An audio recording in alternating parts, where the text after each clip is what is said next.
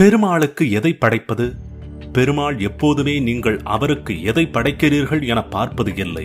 எதை படைத்தாலும் பக்தியோடு படைத்தால் பெருமாள் ஏற்றுக்கொள்வார். கீதையில் கூட கண்ணன் இலை, மலர், பழம், நீர் முதலியவற்றை தூய பக்தியுடன் பலனை எதிர்பாராமல் அன்புள்ளத்துடன் எவன் அளிக்கின்றானோ அதை நான் அருந்துகிறேன் என்கிறார்.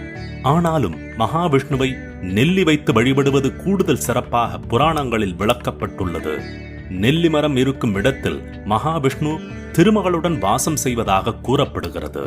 இதனால்தான் நெல்லி மரம் இருக்கும் வீட்டில் லட்சுமி கடாட்சம் இருப்பதாக சொல்லுவார்கள்.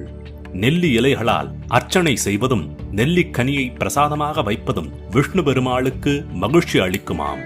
பிரம்மனால் உருவாக்கப்பட்ட நெல்லி மரத்தை வெள்ளிக்கிழமைகள், அமாவாசைகள், ஏகாதசி நாட்கள் தோறும் சுற்றி வந்து வழிபட்டால் பெருமாளின் அனுக்கிரகத்துடன் லட்சுமி கடாட்சமும் கிடைக்கும் என்பது நம்பிக்கை.